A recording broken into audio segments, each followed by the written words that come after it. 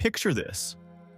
You are standing alone on the frozen, wind-swept expanse of the Ordos Plateau in the deep winter of the 3rd century before the Common Era. Beneath your heavy boots, the frost is thick and unyielding, holding a rare secret within its icy grip. The earth here contains an ancient, magnetic stillness, a profound quiet that has remained entirely undisturbed by human hands for thousands upon thousands of years. Most people imagine this northern frontier as a theater of constant roaring battles, a chaotic and deafening clash between settled empires and wandering nomads. But the reality of this landscape is far more profound in its absolute overwhelming silence. The sheer vastness of this empty, rolling world forces your racing mind to slow down, demanding that you surrender to the rhythmic, hypnotic breathing of the sleeping earth beneath you. As you gaze across the endless silver-lit plains, you realize you're walking through the opening chapter of a Great Wall of China sleep story, a tale not of blood and iron, but of stone, clay, and the quiet, inevitable passage of time. The ancient imperial records, those fragile, fragmented bamboo slips that historians rarely read aloud in the quiet hours of the night, speak of this precise, beautiful emptiness before the great dragon of stone was ever born. Will you let the gentle, whispering winds of the northern steppe carry you back, far away from the noise of the modern world, to witness the slow, silent laying of the very first stone? Before diving into these forgotten stories of survival and suffering, if you enjoy learning about the hidden truths of history, you consider hitting that like button and subscribing for more content like this. And please comment below to let me know where you're listening from. I find it incredible that we're exploring these ancient stories together from different parts of the world, connected across time and space by our shared curiosity about the past. Now, take a slow, deep breath.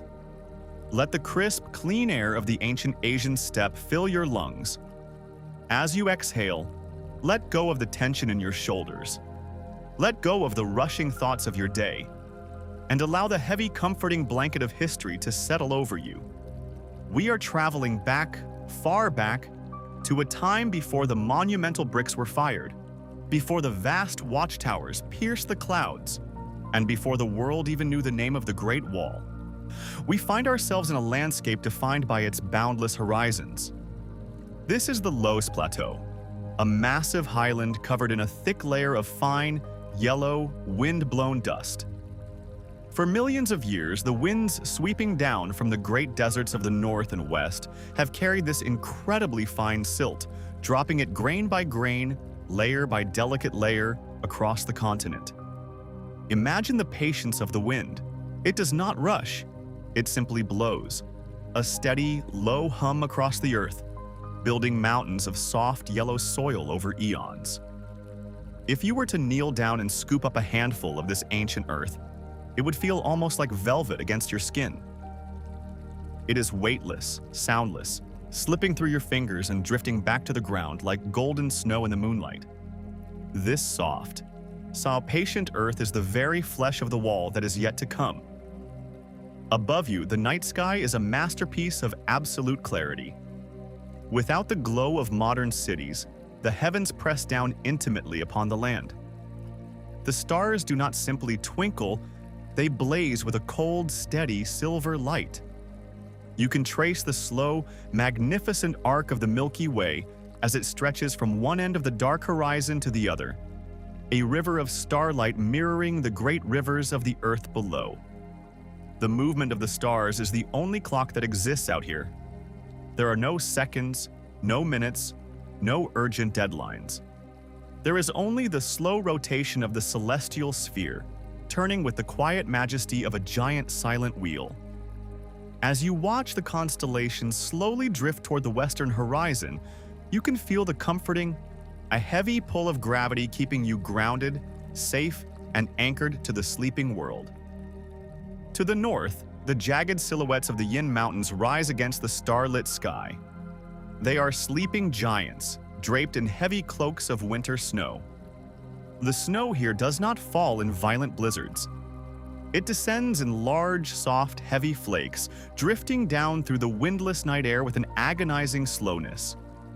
Each flake lands upon the dry, yellow grass of the steppe without making a single sound. Millions upon millions of snowflakes, accumulating in total silence, tucking the rugged landscape into a deep, insulated winter slumber. The snow absorbs all sound, creating a dampening effect that makes the silence feel almost like a physical presence, a gentle weight pressing against your ears. Through this hushed, white valley, a great river flows. This is the northern bend of the Yellow River. In the heat of summer, it is a raging, muddy torrent. But now, in the depths of winter, the cold has tamed it. The surface of the water is freezing over. If you listen very closely, letting your breathing match the slow rhythm of the night, you can hear the ice forming. It is a delicate musical sound. A soft, glassy tinkling as thin sheets of ice crystallize and brush against one another near the riverbanks. Occasionally, there is a deep, resonant, muffled groan as a thicker plate of ice shifts and settles under its own weight. It is the sound of the river going to sleep, a low, rumbling lullaby beneath a blanket of frost. In this vast emptiness, human presence is only a whisper. Somewhere far in the distance, miles away across the rolling hills, a small group of nomadic herders is encamped for the night. You cannot see them, but the crisp winter air carries the faintest hint of their existence. A trace of wood smoke, sweet and earthy, drifts lazily on the breeze. The smell of burning pine and dried sagebrush brings a sense of warmth and comfort to the freezing night. Perhaps, if the wind is perfectly still, you might hear the incredibly soft, solitary clinking of a small bronze bell tied to the neck of a sleeping goat, a sound so faint it feels like a memory rather than a reality. But change is coming to this silent frontier. It is not arriving with the thunder of hooves or the shouting of armies, as the legends so often claim. It arrives with a slow, methodical, almost boring precision. In the distance, moving through the deep snow, are small groups of men wrapped in heavy furs. They are not soldiers wielding swords. They are surveyors, scholars, and engineers sent by the newly unified empire to the south. Their movements are deliberate and slow. They do not speak. They communicate through gestures, their breaths forming white clouds of steam in the moonlight. Watch as they measure the frozen earth. One man holds a long, thick rope made of tightly woven hemp. He walks forward, his boots sinking softly into the deep snow with a gentle crunching sound. Crunch. Pause. Crunch. Pause. He walks until the rope is pulled taut, a perfectly straight line drawn against the curved, organic landscape of the hills. Another man steps forward with a heavy wooden mallet and a long, sharpened stake of cedar wood. He places the tip of the stake against the frozen ground, right where the rope ends. Then, he raises the mallet, so the sound of the wood striking wood echoes across the empty valley. Thud. It is a dull, heavy, rhythmic sound. Thud, thud, thud. With each slow, measured strike, the cedar stake drives deeper into the frost-hardened earth. The sound travels far in the quiet night, a lonely, steady heartbeat marking the very first boundary of a new world. They move to the next point, stretch the rope, and the sound repeats. Thud, thud, thud. It is a hypnotic rhythm. The soft crunch of footsteps in the snow, the pulling of the hemp rope, and the dull, wooden impact of the mallet. Over and over again, miles upon miles, day after day, week after week, they are drawing a line across the face of the earth, a line that will eventually become the greatest structure ever built by human hands. But here, in this moment, it is just a piece of string and a wooden peg in the snow. There is no rush. The empire has all the time in the world. The mountains are not moving, the rivers are frozen, and the stars continue their slow, infinite circle overhead. The men finish their work for the night and retreat to their small canvas tents. They light a modest fire, the flames crackling softly, throwing warm, dancing shadows against the fabric of the tent. They wrap themselves in thick wool blankets and close their eyes, surrendering to the deep, dreamless sleep that comes from hard, repetitive labor in the cold air. Outside, the steppe returns to its absolute silence. The wooden stakes stand like tiny, silent sentinels in the moonlight, casting long, thin shadows across the pristine snow. The wind picks up just slightly, a gentle sigh that sweeps a fine layer of snow over the footprints left by the surveyors, smoothing out the earth once more. The great dragon has not yet roared. It is only just beginning to stir in its sleep, a slow, geological awakening that will take centuries to unfold. As the night deepens, let the slow, steady rhythm of the wooden mallet echo softly in your mind. Thud, thud, thud. A comforting, steady pulse, guiding you deeper into relaxation, deeper into the quiet history of the earth, and deeper into sleep. Far away from the freezing, wind-swept expanse of the northern steppe, deep within the sheltered, formidable walls of the imperial capital, the great design begins in a state of absolute quiet. You are standing in the grand private library of the palace. The air here is warm, perfectly still, and thick with the comforting, unearthly scent of ancient pine soot ink, melting beeswax candles, and aged bamboo. There are no shouts of generals here, no clashing of bronze swords, and no frantic rushing of messengers. The true Qin dynasty history is not only found on the muddy, chaotic battlefield, but here, in the hushed, deeply methodical work of brilliant scholars, mathematicians, and engineers. Watch as an old master architect sits at a low, heavily polished wooden table. The room is lit by the soft, flickering golden glow of a single oil lamp. The tiny flame dances gently in the draftless room, casting long, calm, shifting shadows across the dark wooden floorboards. Listen to the incredibly soft scratching sound of a solid ink stick being ground slowly against a smooth, damp black stone. Round and round it goes, a mesmerizing, circular, repetitive motion. A grind, grind, grind. The rhythmic friction produces a rich, dark liquid, smelling faintly of crushed autumn leaves, damp earth, and distant rain. Then, the old scholar reaches with wrinkled, steady hands for a heavy bundle of narrow bamboo slips, bound tightly together with faded silk threads. As he unrolls the bundle across the table, the flat bamboo pieces clack against one another with a gentle, hollow, musical wooden sound. Clack, clutter, clack. He dips his writing brush, made of the softest, whitest goat hair, into the dark pool of ink. The dry brush absorbs the heavy liquid with a tiny, almost imperceptible sigh. As he presses the delicate tip of the brush to the pale yellow bamboo, there is only the faint whisper of animal hair gliding over polished wood. He is drawing perfectly straight, continuous, unbroken lines, and he is calculating the exact volume of earth needed to bridge two distant, towering mountains. His breathing is incredibly slow, perfectly matching the deliberate, unhurried strokes of his brush.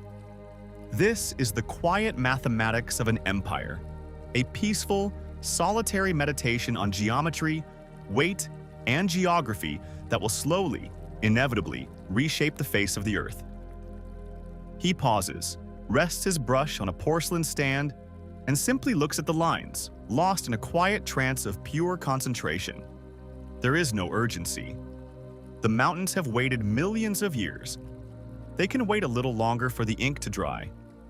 Hundreds of miles away, back on the sweeping, endless plains of the Loess Plateau, the scholar's quiet ink lines are gently translated into slow, physical, rhythmic movement.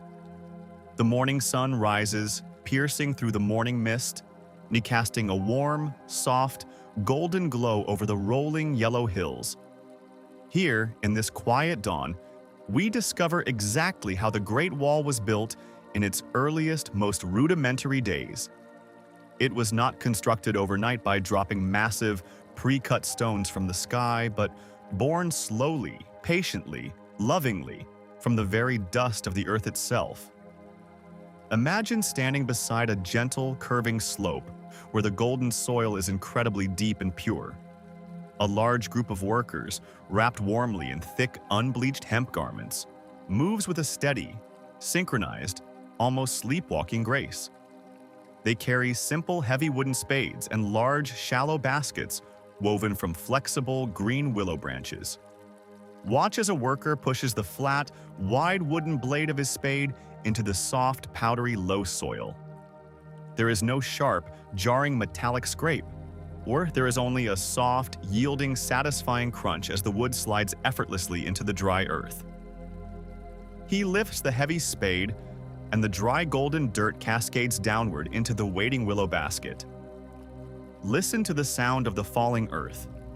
It is a continuous, soft, rushing sound, like heavy, warm rain falling on a bed of dry autumn leaves, or like a giant hourglass slowly, inevitably measuring out the centuries.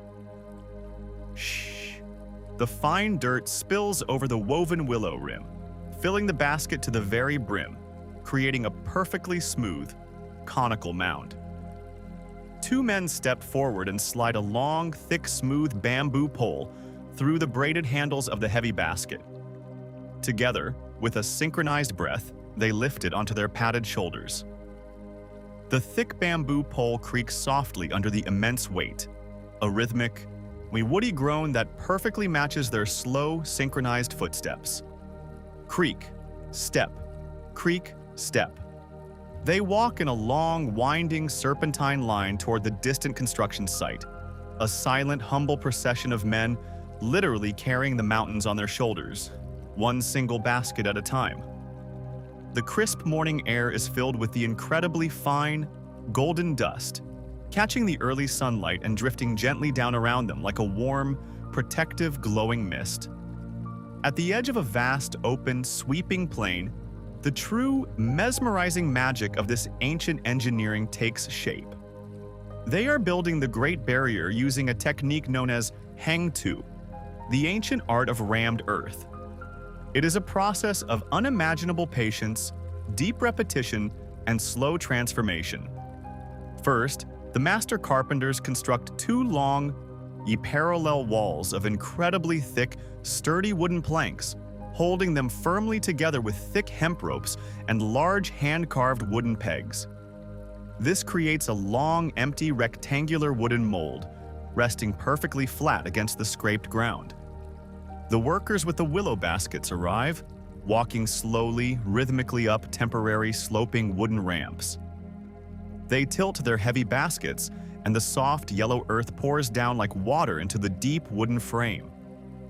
The sound is beautifully muffled and heavy as the loose dirt settles deeply into the bottom of the mold.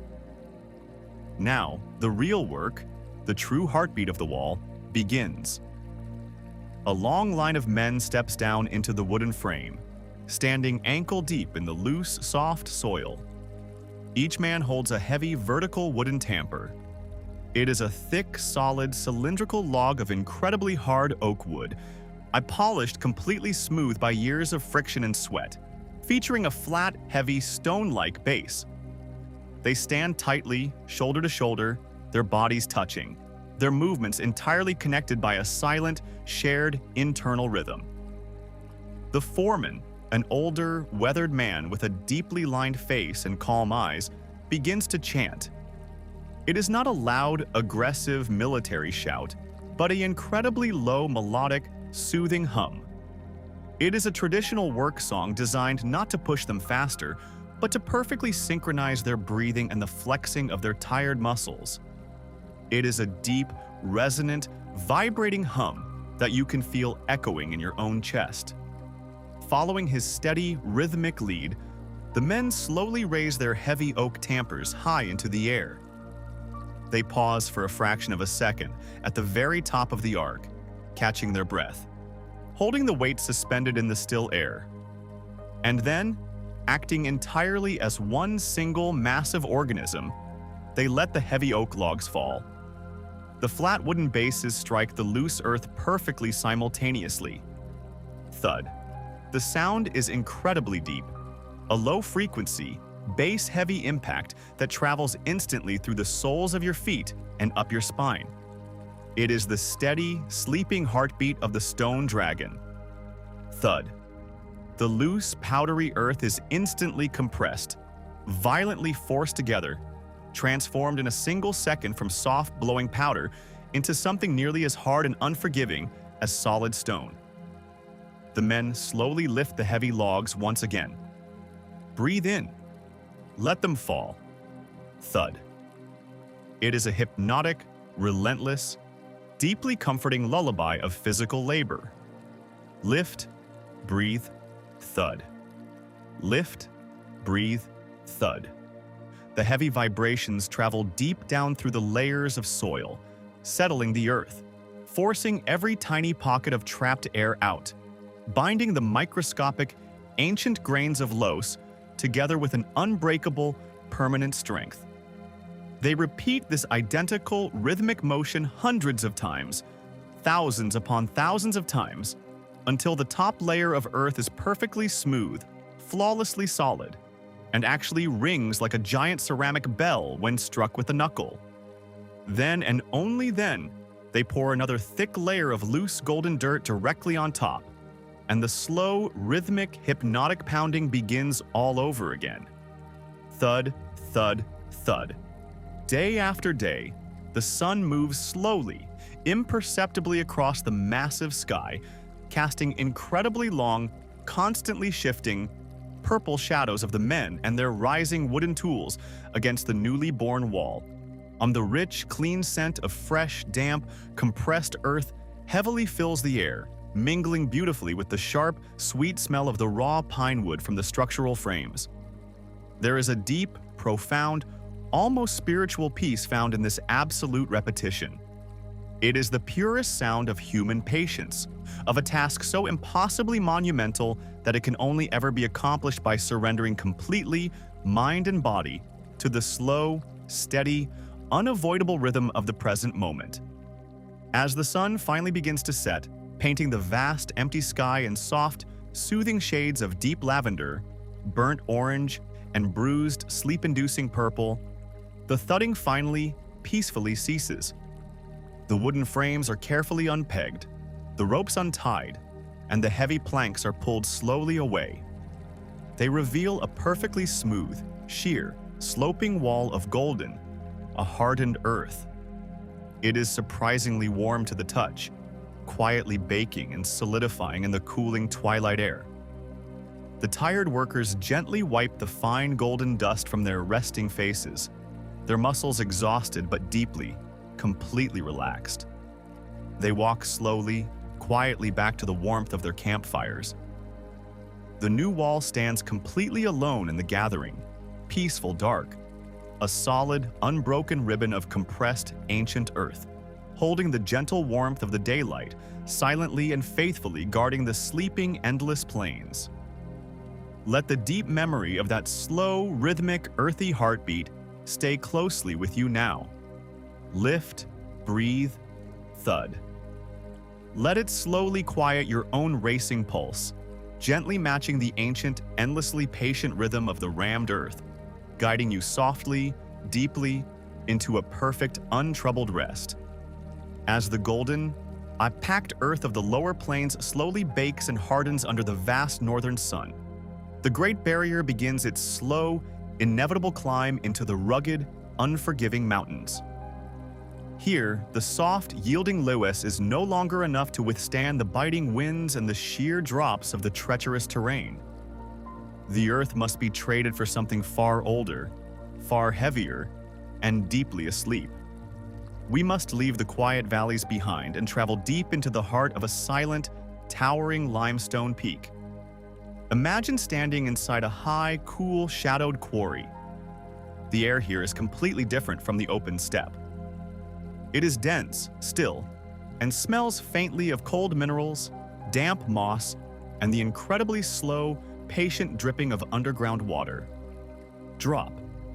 Pause. Drop.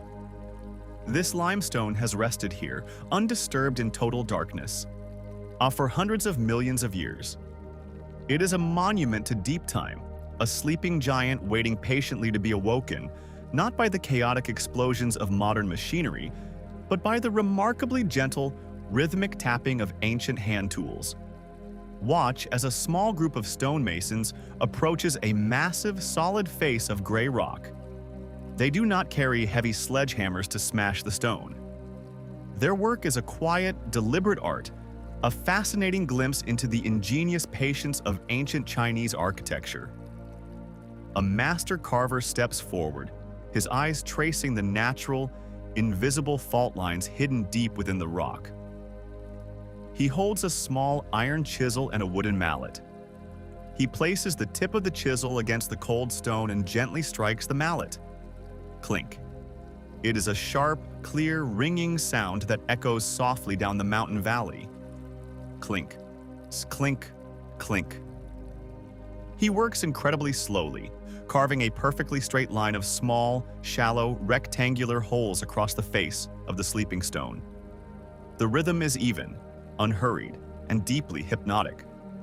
It is the sound of a very slow clock, measuring hours and days in tiny showers of silver dust. Once the line of small pockets is carefully hollowed out, the true magic of this ancient silent extraction begins. The carvers do not force the stone apart with metal wedges. Instead, they gently insert small, completely dry wedges of porous cedar wood into each hole. The wood is light, soft, and seemingly powerless against the immovable rock. But the stonemasons know the quiet, unstoppable power of nature. A worker approaches with a hollowed-out gourd filled with fresh, cold mountain spring water. Moving with deliberate care, he slowly pours a tiny, glistening stream of water over each dry wooden wedge. Listen to the incredibly faint, thirsty sound of the dry wood rapidly drinking the moisture. It is a soft, hissing whisper. As the cedar absorbs the water, it begins to swell. It expands microscopically, silently, pushing outward against the unyielding stone walls of the small holes. The men simply step back and sit down in the cool shade. They pour cups of warm green tea from a cast iron pot and wait. The process cannot be rushed. For hours, there is absolute silence in the quarry, save for the soft wind through the pine trees. But deep inside the rock, an unimaginable silent pressure is steadily building. The swelling wood is fighting the ancient stone. And then finally, it happens. It begins as a sound you feel in your chest rather than hear with your ears. A deep, low, heavy groan vibrating through the earth. Then, a sharp, clean crack echoes through the quiet air. The massive face of the limestone, weighing many tons, cleanly and smoothly separates itself from the mountain. It falls softly forward onto a prepared bed of thick, cushioning pine branches with a muffled, heavy thud. The sleeping stone has been successfully, peacefully harvested. But how do you move a block of solid rock heavier than 10 horses across miles of uneven, rugged terrain, without wheels, without modern engines, and without breaking the tranquil silence of the landscape? To find the answer, we must wait for the deep, freezing heart of winter to return. As the temperature drops far below freezing, the ground becomes as hard as iron, covered in a thick layer of white frost. This extreme cold is not an enemy to the builders. It is their greatest, most silent ally. In the pale, misty light of a freezing dawn, a beautifully simple and incredibly effective solution unfolds. A long, winding path has been cleared from the quarry all the way down to the construction site.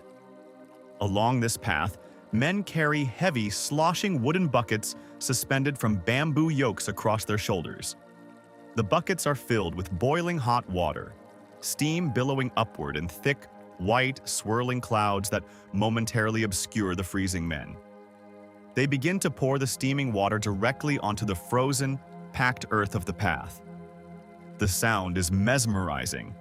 A sudden, violent sizzle as the boiling water hits the freezing ground, followed immediately by the delicate, more glassy crackle of instant freezing.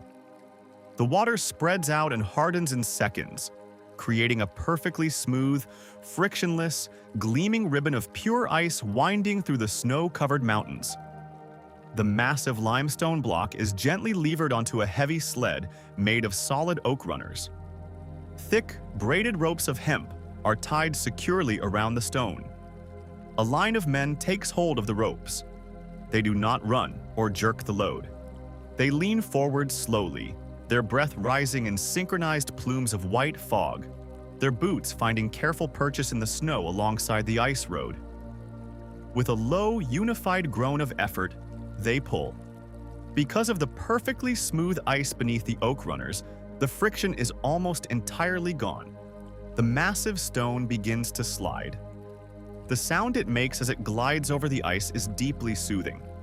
A heavy, low, resonant humming, like the slow bowing of a giant cello string. It is a deep vibration that seems to sing from the very center of the earth.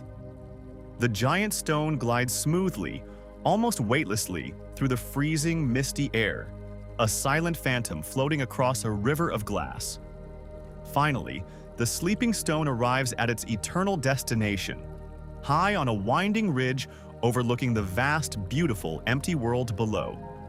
Here, the ice road ends, and the final, most intimate phase of construction begins. We meet the master mason. He is an old man, wrapped in layers of worn, faded wool. His hands are thick, heavily calloused, and deeply lined with the dust of 1,000 stones. He walks up to the newly arrived limestone block and simply places his bare hands flat against its rough, cold surface. He closes his eyes, yet feeling the exact texture, the subtle dips and ridges left by the quarryman's chisel. He is memorizing the stone, understanding exactly how it must sit to find its perfect balance. Beside him, a large iron cauldron is bubbling slowly over a small, contained fire of charcoal. The smell rising from it is surprising and deeply comforting. It does not smell of industrial chemicals or cold cement. It smells sweet, earthy, and warmly familiar. It is the scent of boiling, sticky rice. For centuries, this sweet, thick rice soup has been the secret binding force of the empire's greatest structures. A worker carefully ladles the thick, steaming rice porridge into a wooden trough, mixing it slowly with pure, finely crushed white lime. As the two elements combine, they begin to react, bubbling softly, releasing a gentle, warm heat. So the mixture turns into a thick, incredibly sticky, dazzlingly white paste.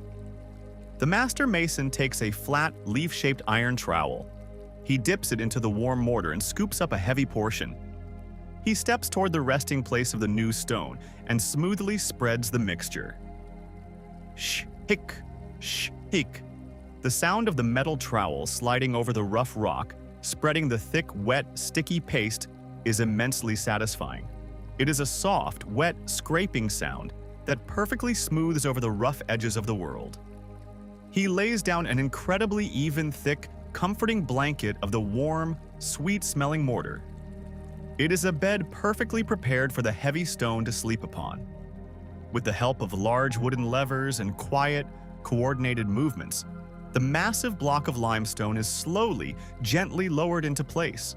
And as the bottom of the heavy stone meets the wet mortar, there is an incredibly soft, deeply final, squelching thud.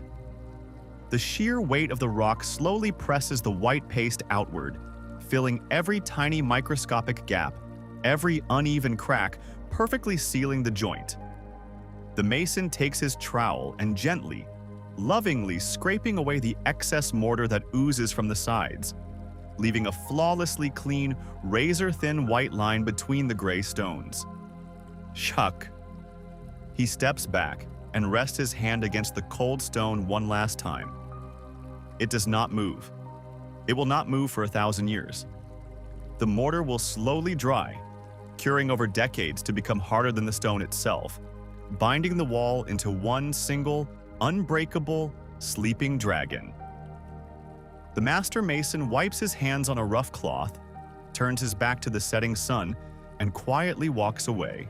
See how the mountain returns to its absolute perfect silence, holding its newly carved crown in a deep, endless, frozen slumber. As the centuries quietly turn like the slow, heavy pages of a massive ancient book, the seasons wash over the Great Barrier. The dynasties shift, but the deep, sleeping silence of the mountains remains exactly the same. We now drift forward in time, leaving the ancient rammed earth of the Qin and the heavy, irregular limestones of the early builders far behind. The winds of the Ming dynasty begin to blow softly across the rugged peaks, carrying with them a new vision of absolute order, uniformity, and enduring strength. To truly understand this masterpiece of ancient Chinese architecture, we must leave the jagged, freezing mountain passes for a moment and travel down into the soft, tranquil valleys below. Here, next to a slow-moving, shallow river, the true, fiery heart of the modern wall is quietly beating. We are about to witness the slow, beautiful alchemy of the earth, an entire history to fall asleep to, written not with ink, but with mud, water, and fire.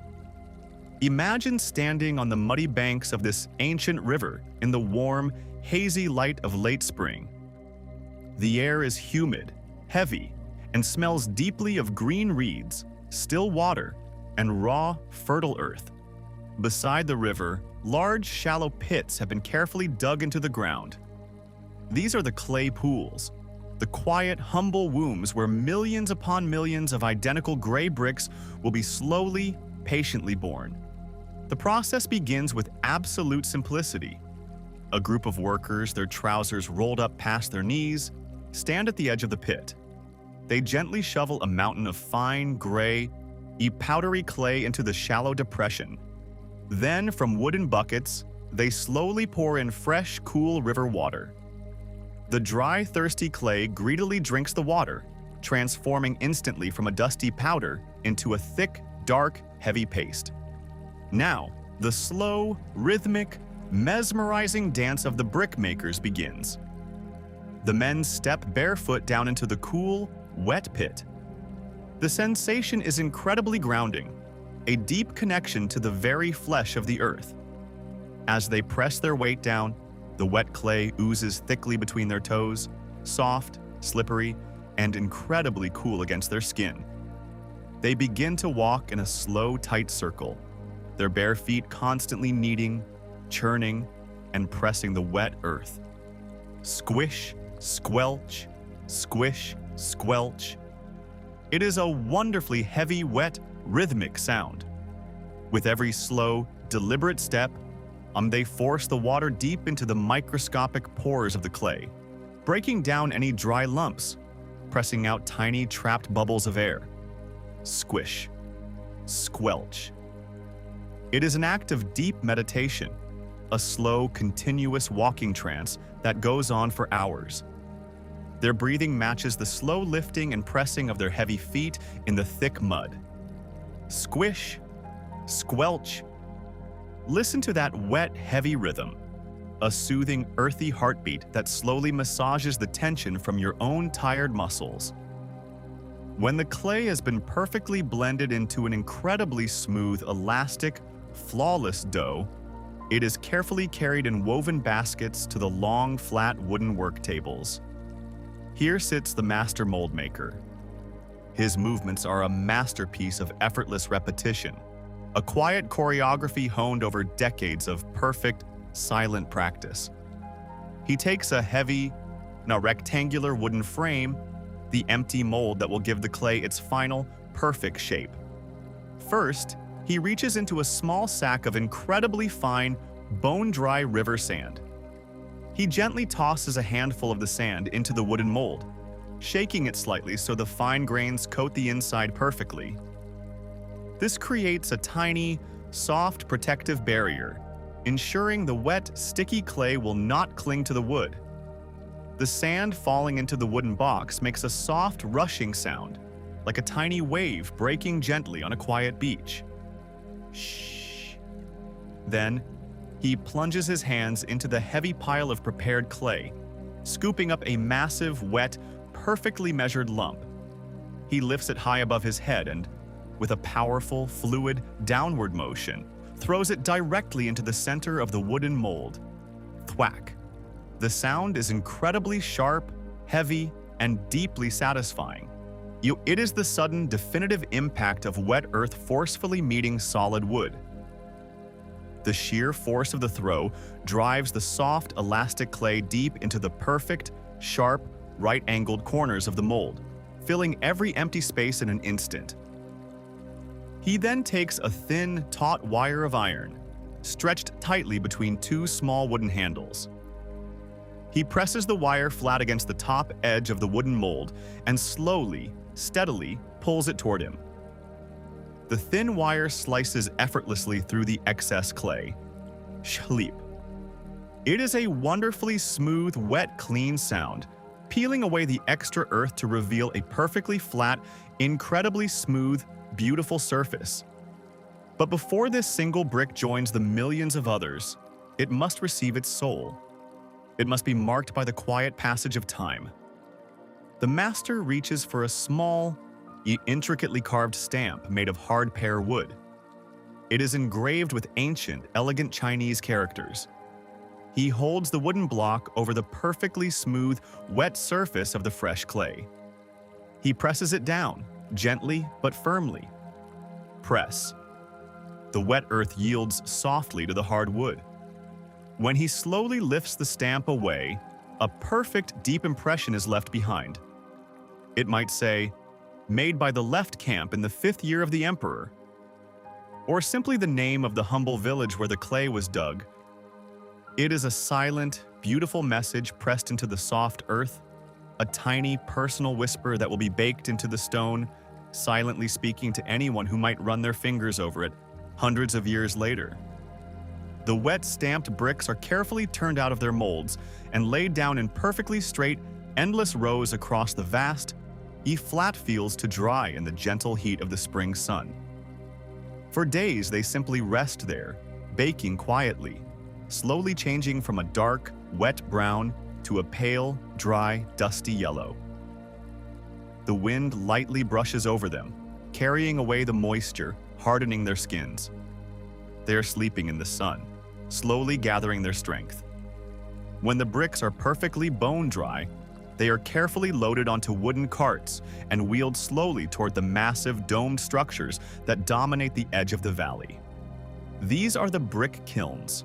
They are enormous, towering structures built of heat-scarred earth, shaped like gigantic, sleeping beehives.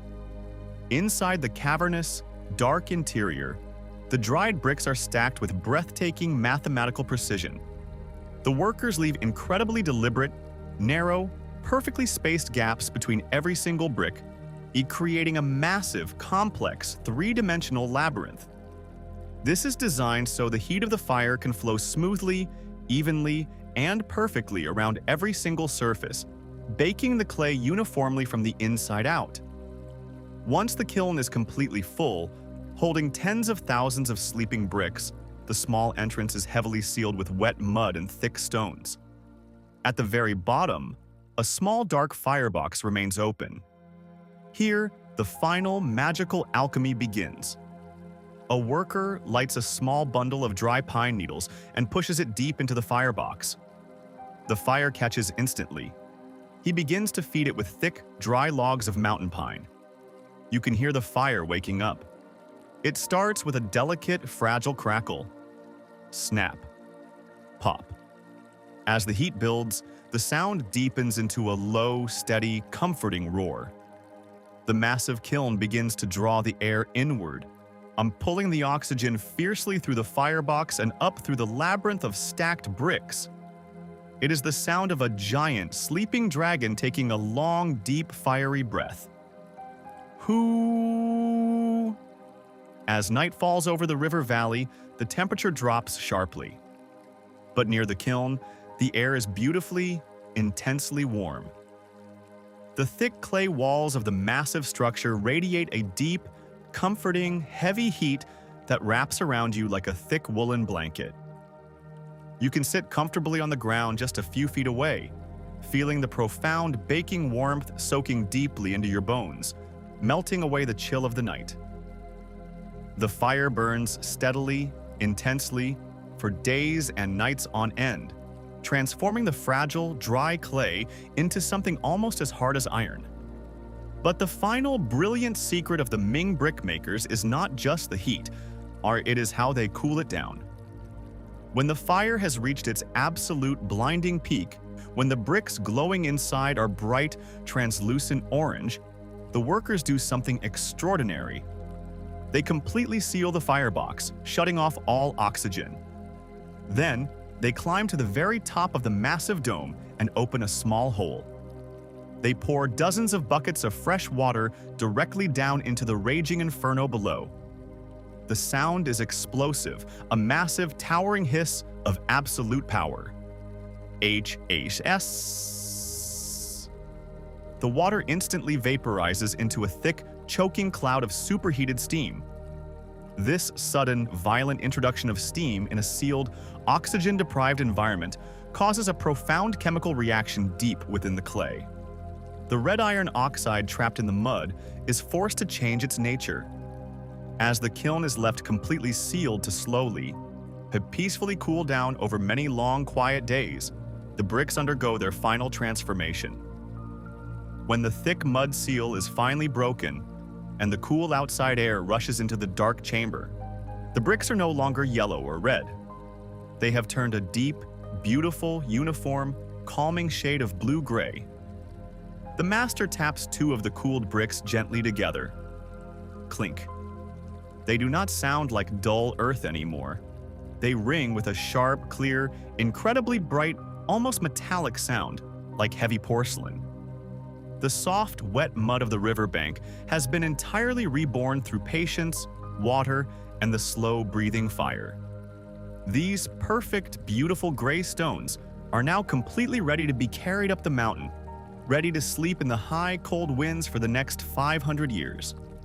Let the steady, breathing roar of the warm kiln gently quiet your mind, wrapping you in its heavy, radiant heat, baking away your worries and leaving you feeling deeply, completely, perfectly at rest. The sun has long since dipped below the jagged spine of the mountains, leaving the world in a profound, velvety indigo. You find yourself high above the clouds, stepping into the thick, protective shadows of a Ming Dynasty watchtower. The air here is thin, crisp, and carries the faint, nostalgic scent of dry sagebrush and distant wood smoke. Inside the tower, the massive gray bricks we saw born in the fires of the valley now stand as silent, cooling sentinels. They have soaked up the fierce heat of the afternoon sun all day. And now, in the deep chill of the mountain night, they are slowly, generously releasing that warmth back into the small, circular room. It is a heavy, radiant heat that anchors you to the present moment, inviting you to sit, to breathe, and to simply listen to the secret life of the stone. You are not alone here, but the presence of the lone sentry is as quiet as a shadow. He sits on a low wooden stool, his back against the curved brick wall. Beside him, a small cast iron brazier holds a few glowing embers of charcoal. There is no large, roaring fire to distract the eye, just a steady, pulsing orange heart in the darkness. On top of the brazier sits a small, blackened clay teapot. Listen to the water inside. It begins with a tiny, delicate shiver, a sound like microscopic glass beads rubbing together. Gradually, it grows into a soft, steady simmer. Bub, bub, bub. The steam rises in a thin silver ribbon, curling lazily toward the vaulted ceiling, you carrying the grassy, earthy aroma of toasted tea leaves. The sentry reaches for a worn wooden cup. As he pours, the liquid makes a hollow splashing sound that seems to echo the deep peace of the surrounding peaks. The soldier does not reach for a weapon. Instead, he pulls a small folded piece of paper from inside his quilted silk vest. It is a letter from a village 1,000 miles to the south, its edges softened and frayed by months of careful handling. As he unfolds it, the paper makes a dry, gentle rustling sound, like the wings of a moth in the night. He traces the faded ink characters with a calloused thumb, a silent conversation across time and space. There is a profound meditative stillness in this repetitive action, unfolding, reading, folding, and tucking it back near his heart. It is a quiet ritual of belonging, a reminder that even here, on the edge of the known world, he is part of a much larger, gentler story. Outside the thick brick walls, the Great Wall of China sleep story continues in the voice of the wind.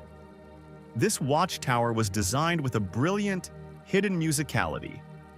The narrow loopholes designed for archers and the arched stone windows now serve a much more peaceful purpose.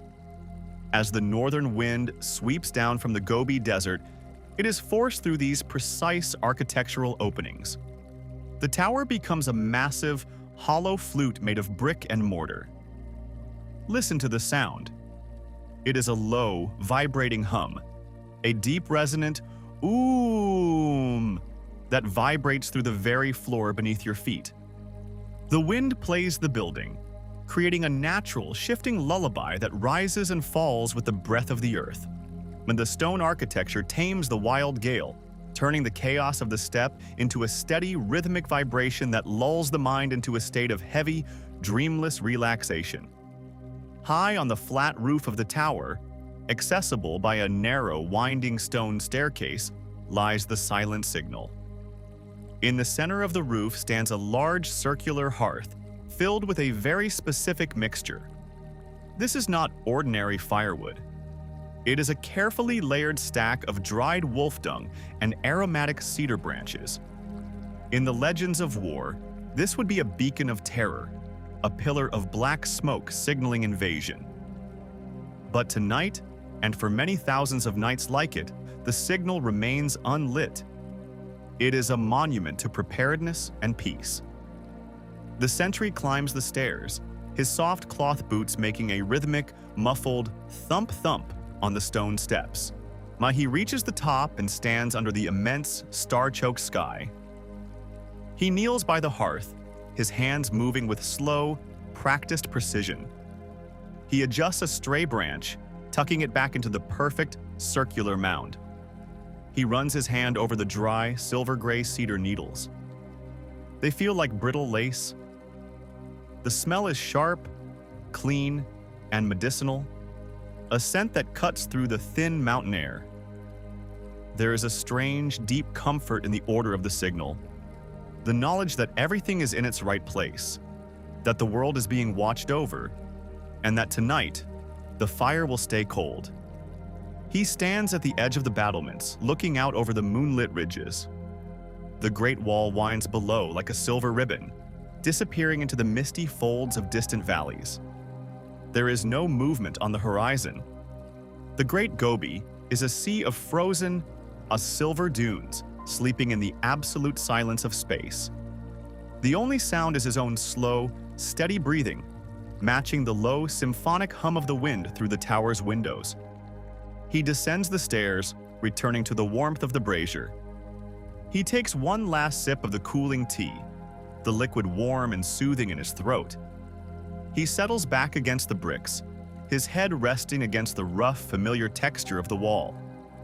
The radiant heat of the Ming bricks, the rhythmic simmering of the teapot, the low flute song of the wind, and the silent, orderly presence of the unlit signal all weave together into a heavy, unbreakable blanket of security. He closes his eyes, not out of negligence, but out of a deep, earned peace.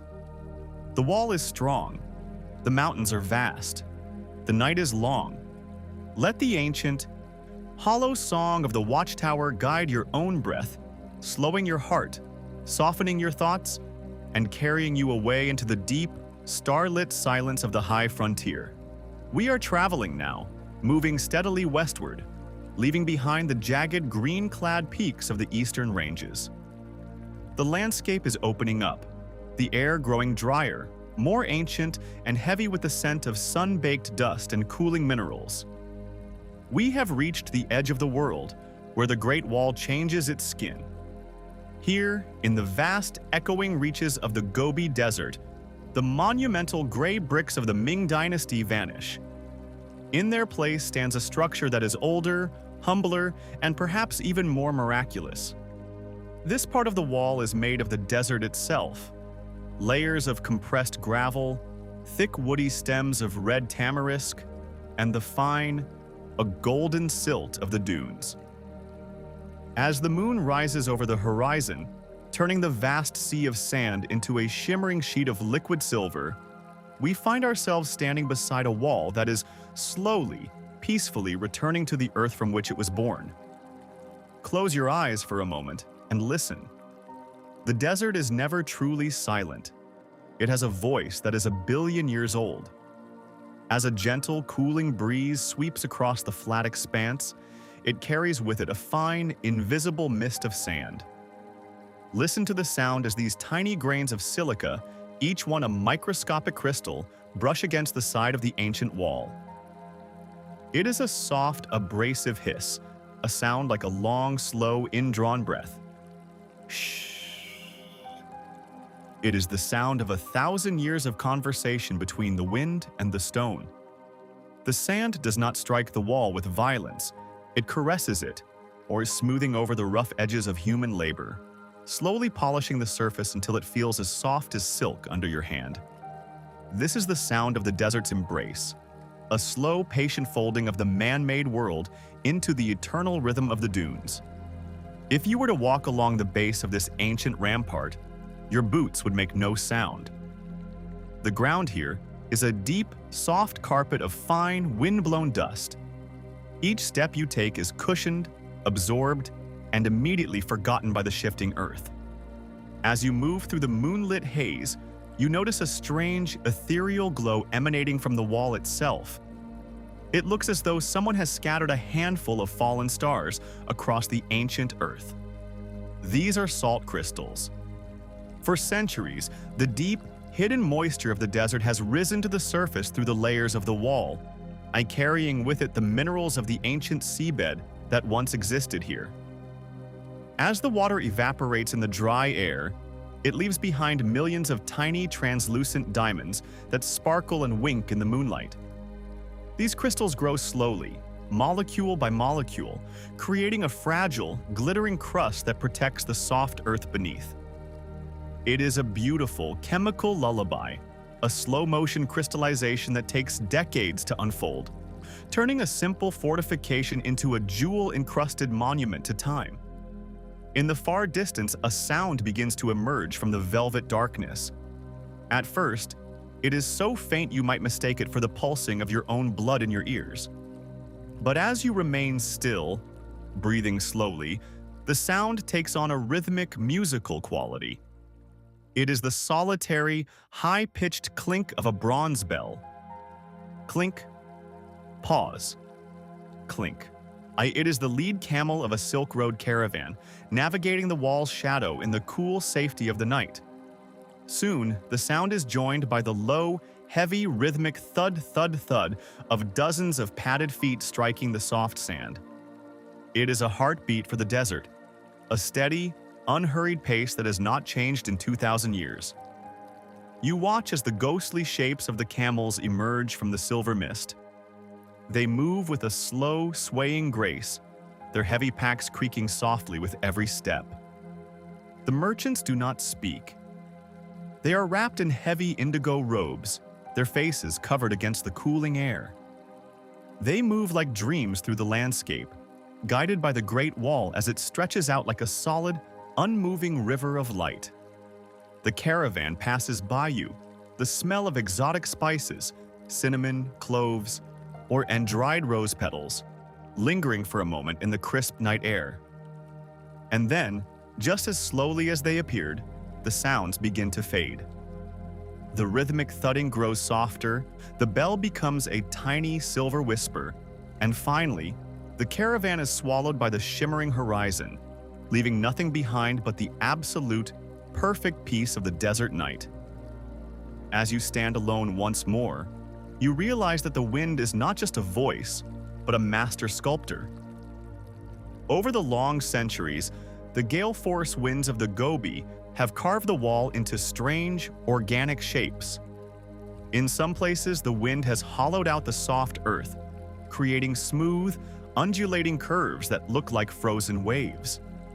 In others, it has left behind sharp, jagged fins that whistle softly in the breeze. The wall is no longer a rigid line. It has become a living part of the geography.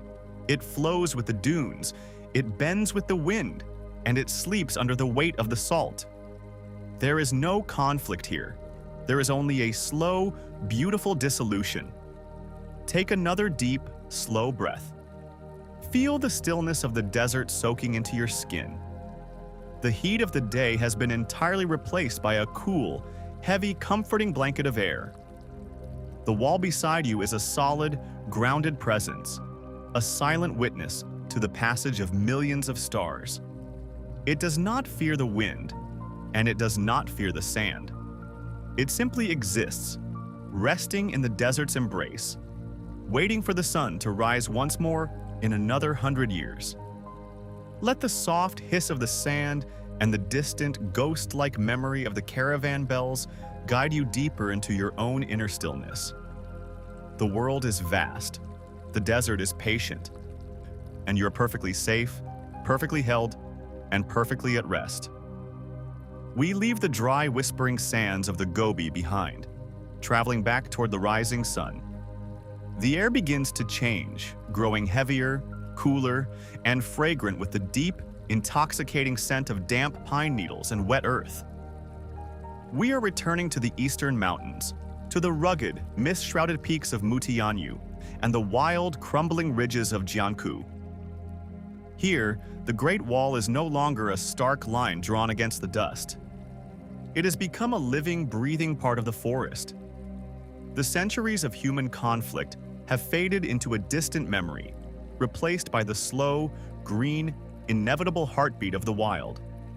As you stand on a high, crumbling rampart, surrounded by a sea of ancient trees, you realize that the wall is no longer a barrier. It is a garden, a sanctuary, a sleeping dragon slowly being tucked into bed by the forest itself. Look down at the heavy gray bricks beneath your feet. They are no longer bare and cold. Over the long, quiet centuries, a soft, emerald green skin has begun to grow over the stone. This is the work of the moss, the most patient of all living things.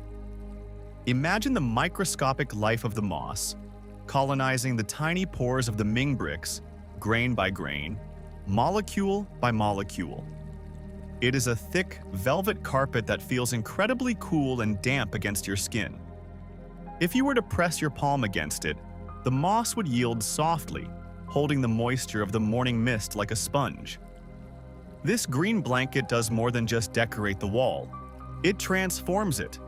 It muffles every sound, absorbing the echoes of the mountain and creating a profound, heavy silence that wraps around you like a heavy woolen cloak.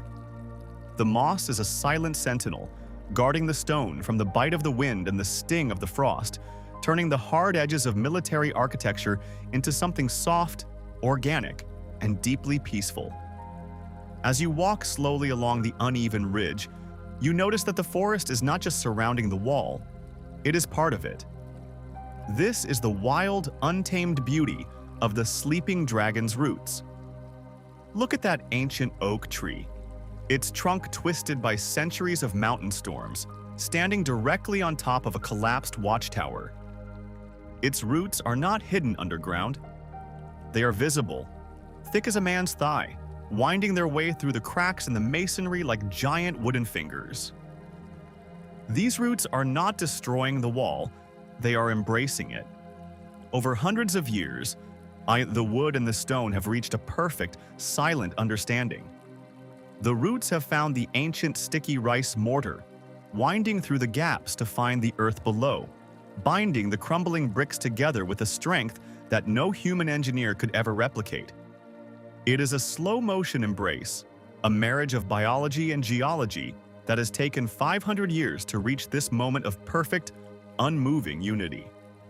You can see the bark of the tree pressing against the cold gray stone, the two textures becoming one, a single living monument to the power of time and the resilience of the earth.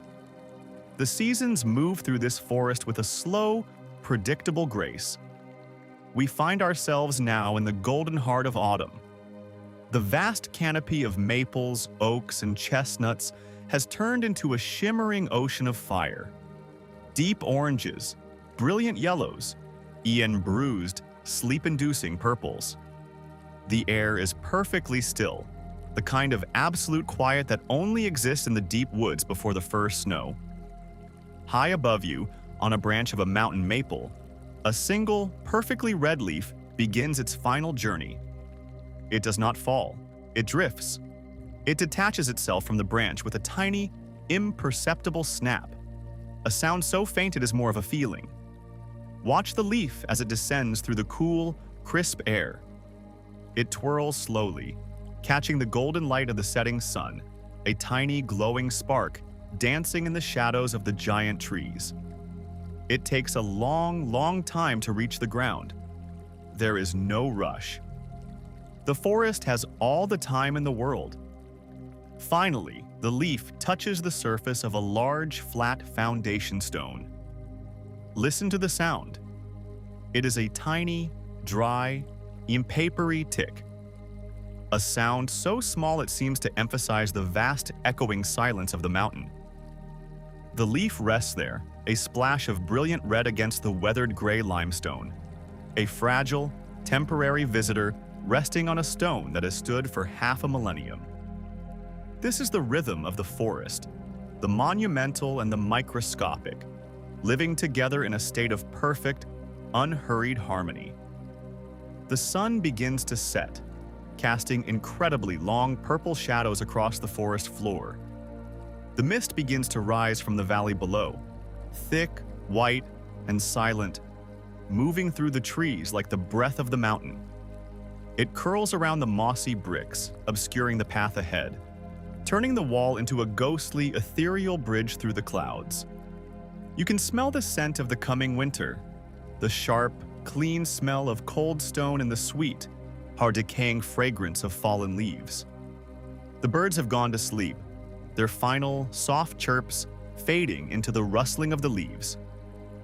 You find a sheltered spot inside a half-ruined watchtower where the thick roots of an ancient pine provide a natural, wooden bench. The air inside is cool and still, protected from the evening breeze. You settle back, feeling the solid, grounded presence of the wall beneath you and the protective, living canopy of the trees above. The forest is not a place of chaos.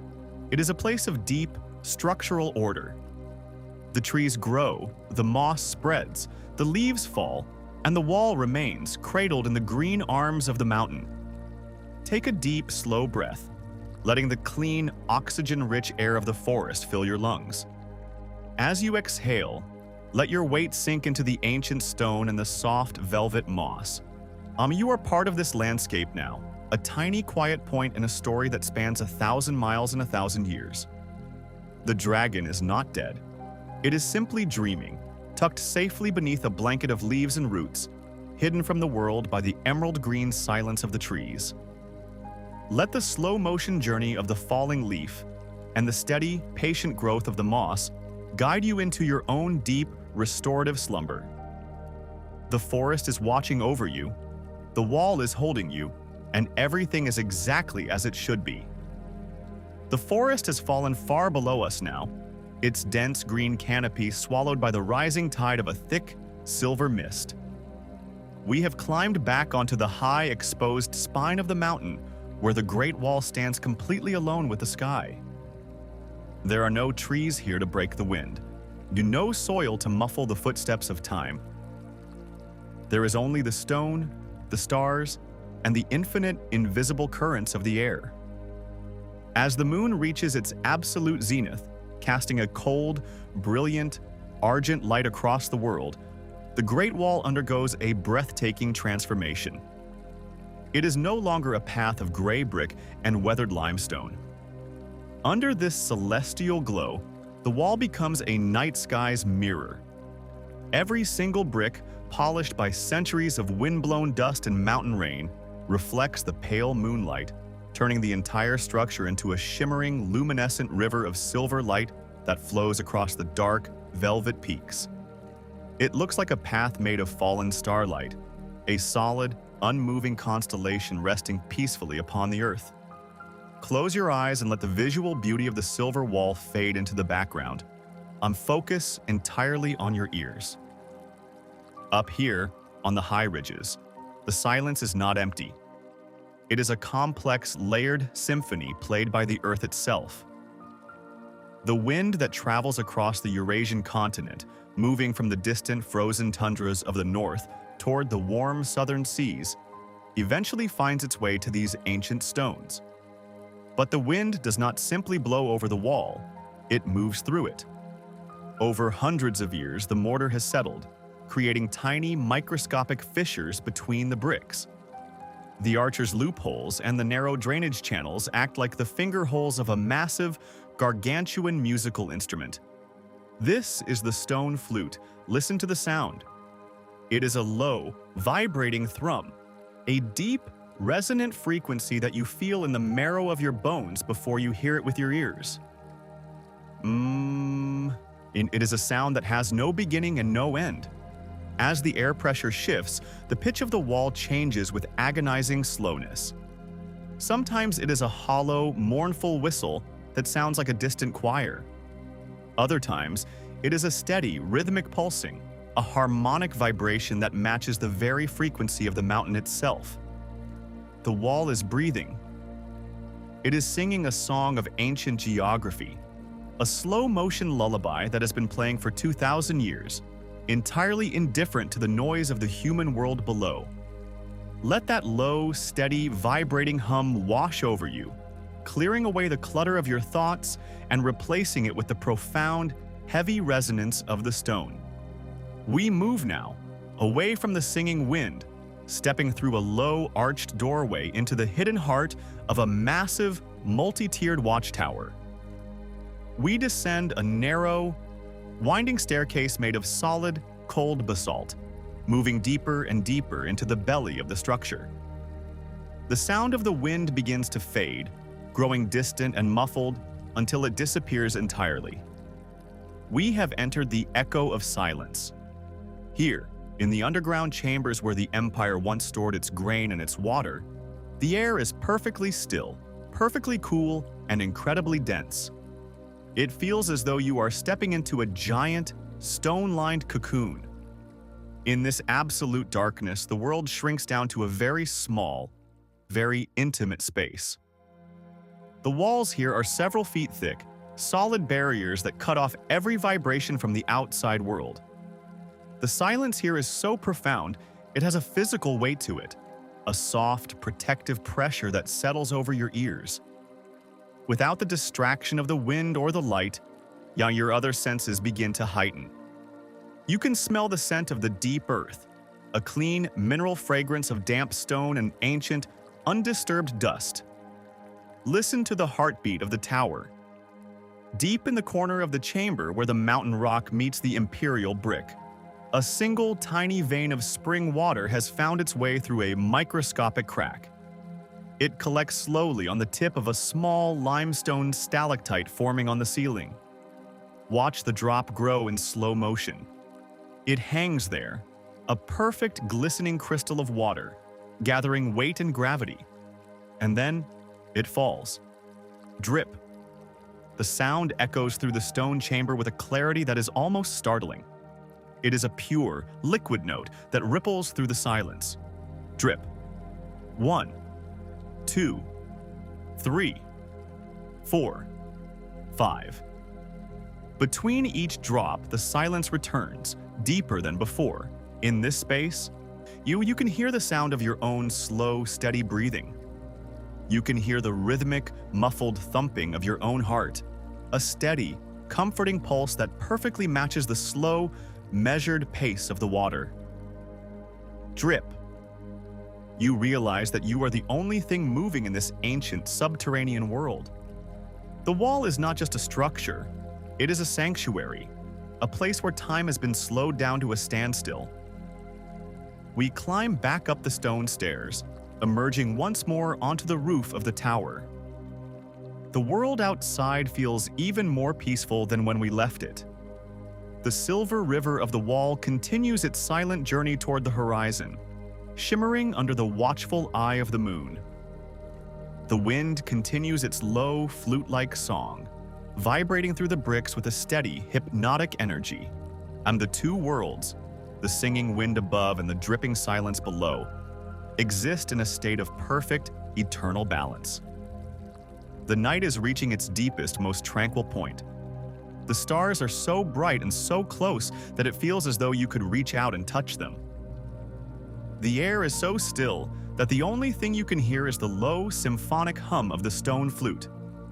Take another deep, slow breath, letting the cold, silver light of the moon fill your mind. You are safe within the embrace of the sleeping dragon. The stone is solid, the wind is gentle, and the silence is absolute. Let the rhythmic drip of the underground chamber and the deep hum of the mountain wind carry you further away from the waking world, guiding you down into a deep, silver-lit slumber where time no longer exists. The deep. The velvet curtain of the night is beginning to thin, turning from a heavy indigo to a soft charcoal gray. The stars are still present, but they have lost their fierce silver bite, softening into pale, flickering embers in the vast overhead hearth. Up here, on the highest, most weathered ridges of the dragon's back, we are witnessing the most beautiful and most patient process in the natural world. It is the slow, graceful erosion of the Great Wall. This is not a story of collapse or ruin, but a story of a long, peaceful return to the elements. The wall is not being destroyed, it is being gently reclaimed, grain by grain, by the very mountains that provided its bones. In this pre-dawn stillness, the world is so quiet that you can almost hear the mountains breathing, a slow geological sigh that spans across 10,000 years. You look closely at the surface of a massive foundation stone, a block of limestone that has stood here since the early Ming dynasty. It is no longer a uniform gray. It has been transformed into a living canvas, covered in the intricate, colorful blossoms of ancient lichen. These tiny, hardy organisms are the true cartographers of the wall. They grow in circular, overlapping patterns of burnt orange, pale mint green, and dusty, ghostly white. To the tired eye, they look like the forgotten maps of empires that never existed, or the sprawling coastlines of continents hidden in a dream. The lichen does not rush. It grows at a speed that is invisible to the human eye, perhaps adding only a fraction of a millimeter every century. It is the ultimate expression of eternal patience. As you watch the soft, early light touch these colorful maps, you can feel the immense weight of time slowing down your own heart. There is no need to hurry. The lichen has been drawing its map for 500 years, and it is in no rush to finish. The wind picks up just slightly, a cool, gentle breath that carries the scent of high-altitude frost and ancient dust. Follow that wind as it brushes against the corner of a high watchtower. Here, the brick has been worn smooth by 5 centuries of northern gales. Imagine a single, microscopic grain of fired clay, a tiny red-gray speck that was once part of a heavy, solid brick. For hundreds of years, it has held its place, bound tightly to its brothers by the strength of the sticky rice mortar. But now, after 1,000 seasons of ice and sun, the final bond has softened. Watch as the wind gives a tiny, gentle tug. The grain of dust detaches, but does not fall with a crash. It is so light, so small, that it simply begins to float. It enters the air like a tiny, solitary traveler. It drifts downward with an agonizing slowness, caught in a small, invisible eddy of air. It tumbles softly, glinting for a second in the dim light, before it finally comes to rest in a deep, sheltered crack in the stone below. Shh. That is the sound of an empire moving, one grain of sand at a time. The wall is exhaling its history into the mountain air, a slow-motion dissolution that is as peaceful and as natural as the falling of autumn leaves. There is a profound sense of relief in this shedding of weight, a surrender to the inevitable, beautiful flow of the universe. We turn our attention now to the long, winding walkway that stretches across the top of the ramparts. These flat paving stones have been polished to a mirror-like finish, not by the wind, but by the weight of history itself. For centuries, this path was the rhythmic stage for millions of footsteps. Imagine the soft, muffled thumping of cloth boots, the steady, rhythmic pace of the sentries, and the heavy, slow movement of the supply carts.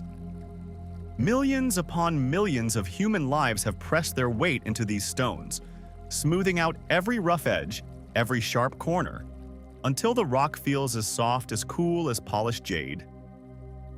But now, the footsteps are gone.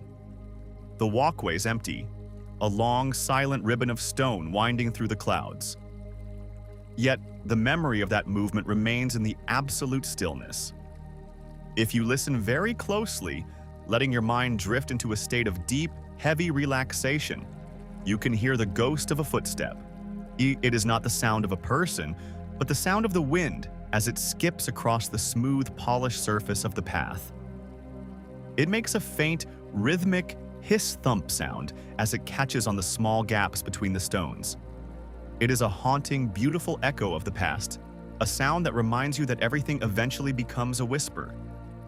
The noise of ambition, the clatter of tools, and the heavy tread of labor have all been distilled down into this single, quiet, musical vibration of the air.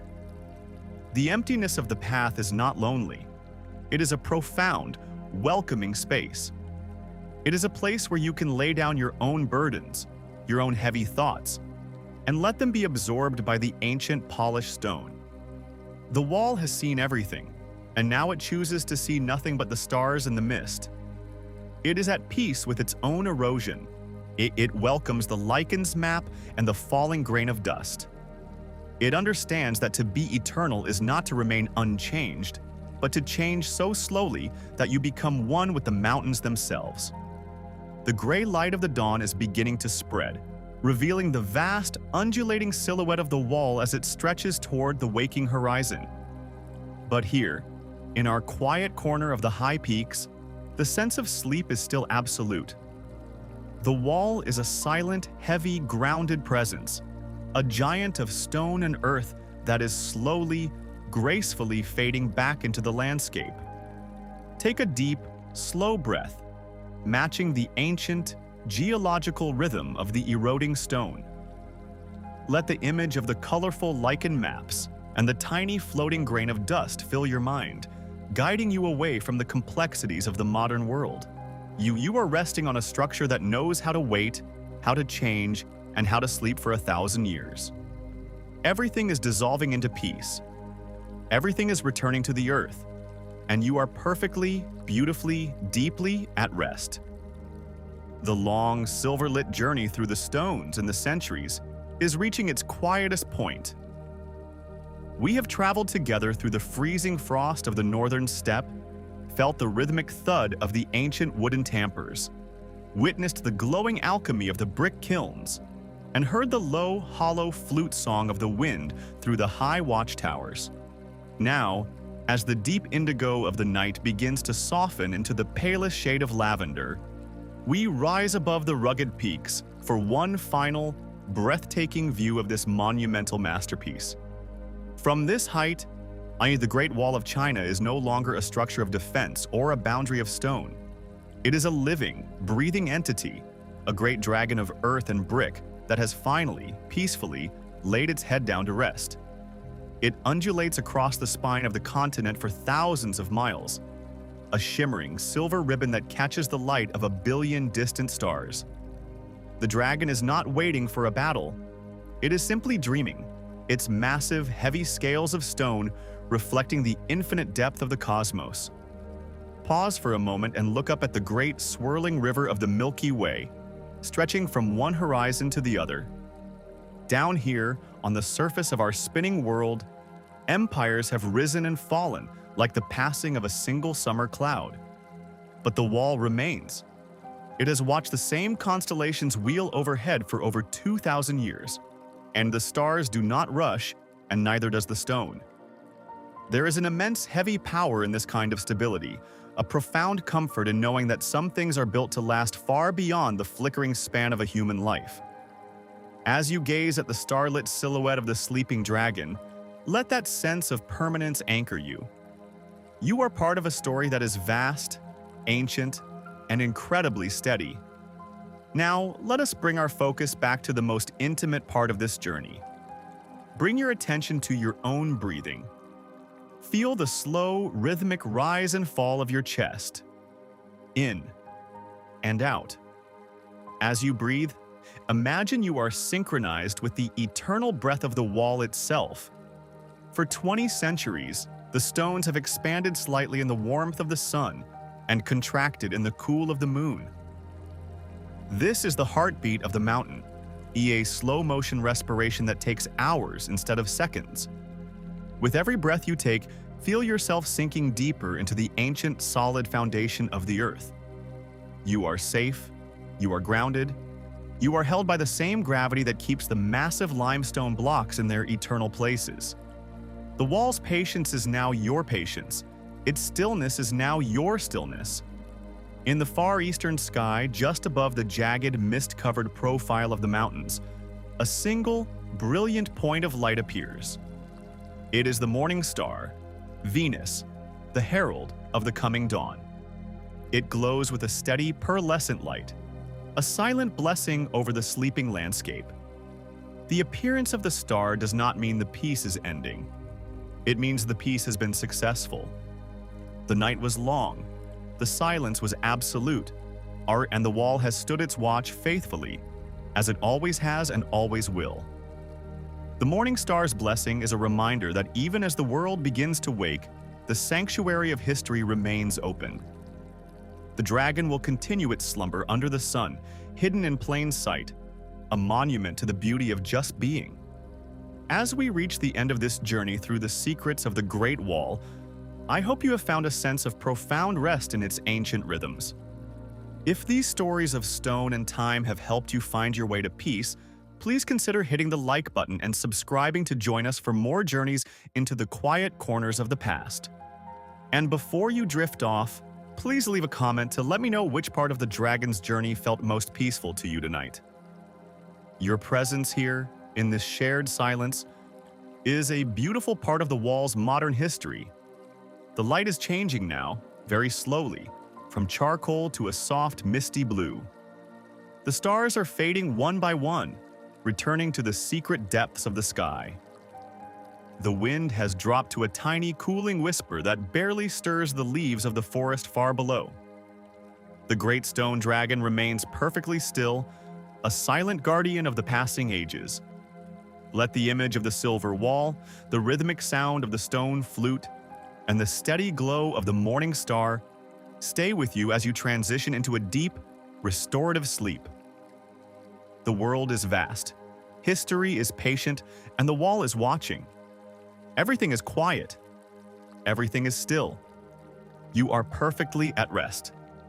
Sleep now, held in the ancient loving embrace of the stone and the stars.